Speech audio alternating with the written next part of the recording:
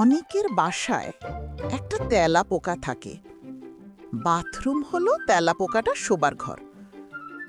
সকালবেলা অনেকের বাবা বাথরুমে শেভ করছেন, একটা কাঁচি দিয়ে গোঁপ ছাড়ছেন। তেলাপোকাটা দেয়ালে দাঁড়িয়ে ব্যাপারটা লক্ষ্য করল। বাবা গোসল সেরে চলে গেলেন।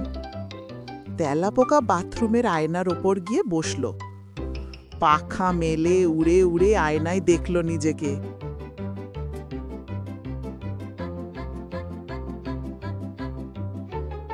বাহ, আমারও তো একজোড়া গোঁফ আছে, তাহলে তো আমাকেও গোঁফগুলো ছাড়তে হয়। দেয়ালে একটা টিকটিকি ঘোরাফেরা করছিল। তেলাপোকা তার কাছে গিয়ে বলল, কিরে টিকটিকি, চিরটা কাল তো টিকটিক করলি আর লেজ খসিয়ে গেলি, তোর গোঁফ কই? টিকটিকি গম্ভীর গলায় বলল, ভদ্রলোকদের গোঁফ থাকে না। মূর্খের মতো কথা বলবি না, বইটই একটু পড়। শোন, দুনিয়ায় যারা সেরা তাদের সবার গোঁফ থাকে। সেটা কেমন? ধর, পশুর রাজাকে সিংহ, তার গোঁফ আছে। সুন্দরবনের রাজাকে বাঘ, দি রয়্যাল বেঙ্গল টাইগার, তারও গোঁফ আছে। বাঘের মাসিকে বিড়াল, বিড়ালেরও গোঁফ আছে। কিন্তু ভেবে দেখ, গাধার গোঁফ নেই, টিকটিকির গোঁফ নেই। টিকটিকি রে, তুই হলি ছোট জাতের গাধা। টিকটিকি ব্যাপারটা ভেবে দেখল। তাই তো, তার গোঁফ নেই, সে একটা ছোট জাতের গাধা। তার খুব মন খারাপ হলো। মন খারাপ করে সে বলল, তেলাপোকা, তুই যে নিজেকে বড় মনে করছিস, আমাকে ছোট ভাবছিস, এটা ঠিক হচ্ছে না।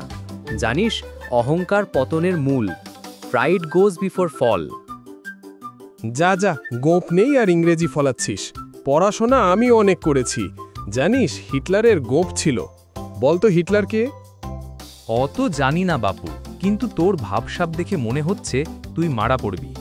অতি বার বেরো না, ঝড়ে ভেঙে যাবে। টিকটিকি রে, তোর মতো ছোট লোকের সঙ্গে কথা বলতে আমার ঘেন্না হচ্ছে। যাই, একটা কাজই জোগাড় করে আনি, গোঁফটা একটু সাইজ করি। আজ দেব হিটলারই ছাট। কাঁচি কোথায় পাবি রে তেলাপোকা?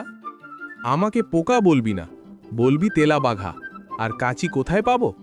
দেখ না কোথায় পাই। তেলাপোকাটা উড়ে গেল টিকটিকির কাছে। টিকটিকির লেজে গিয়ে আঘাত করল। টিকটিকির লেজ তো সামান্য আঘাতেই খুলে পড়ে। এই টিকটিকির লেজও খুলে মেঝেতে পড়ল। মেঝেতে পড়েও লেজটা লাফাচ্ছে। টিকটিকি ব্যথা পেয়ে বলল, তেলারে তেলা, আমাকে ব্যথা দিলি। কাজটা তুই ভালো করলি না। দেখিস, তোর কপালে কত দুঃখ আছে। তেলাপোকাটা বাথরুম থেকে বেরিয়ে পড়ল, গেল পাশের ঘরে। অনেকের বাবা অফিসে চলে গেছেন। অনেক মেঝেতে বসে ছবি আঁকছে একা একা। এই সুযোগ তেলাপোকা অনেকের কাছে গেল, বলল, অনিক, অনিক। অনেক ছবি থেকে চোখ তুলে খুঁজতে লাগলো কে কথা বলে। ঘরে তো কেউ নেই। অনিক, এই যে আমি কথা বলছি। আপনি কি? আপনাকে তো দেখছি না। এই যে আমি তেলা বাঘা, মানে তেলাপোকা ওরফে আরশোলা। অনেক দেখল, আরে তাই তো, একটা তেলাপোকা তার ছবি আঁকার কাগজের পাশে। সেই কথা বলছে। অনেক বলল, তেলাপোকা, তুমি কথা বলছো, তা বলো, কি বলতে চাও? মানে আমার একটা কাঁচি দরকার, গোঁফ ছাড়বো। একটা কাঁচি ধার দাও না প্লিজ। না ভাই, আমি তো কাঁচি দিতে পারবো না। ছোটদের কাঁচি ধরতে নেই, নিষেধ আছে। একবার বন্ধু নোহা কাঁচি ধরেছিল, ওর হাত কেটে গিয়েছিল, বুঝলে? না না, তোমার কিচ্ছু হবে না। তুমি তো শুধু কাঁচিটা আমাকে দেবে। প্লিজ দাও না, প্লিজ। বিরক্ত করো না তো, আমি আম্মুর কথার অবাধ্য হই না। তুমি কাঁচি পাবে না, যাও।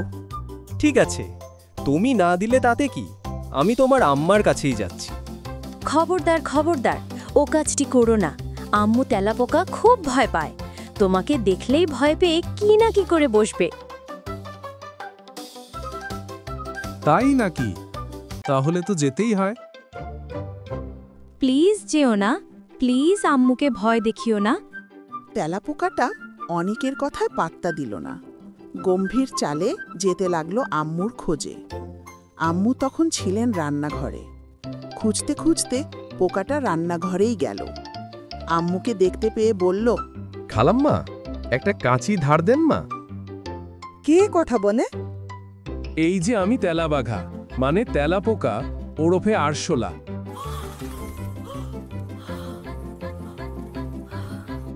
আম্মু তাকিয়ে দেখলেন সত্যি একটা তেলাপোকা। ছি ছি, ও মারে, ও বাবারে! আম্মুর সমস্ত গা রিরি করে উঠল। আম্মু চিৎকার করলেন, সবকিছু ওলটপালট করে দৌড়ে পালিয়ে এলেন রান্নাঘর থেকে। না, অনিকের বাবার কাছেই কাঁচিটা চাইতে হবে। বিকেলবেলা অনিকের বাবা এলেন অফিস থেকে।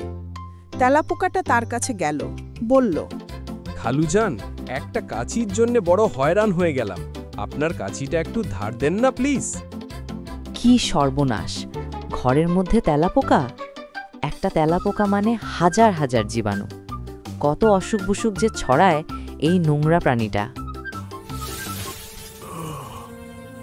আরে আরে, করেন ঠিক। তেলাপোকাটা দৌড়াতে লাগলো বাথরুমের দিকে। ততক্ষণে ওষুধ তার গায়ে লেগে গেছে।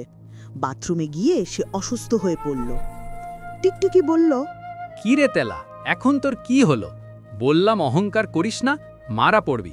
এখন হলো তো, মর। আমার লেজ খসিয়েছিলি, তার ফল ভোগ কর।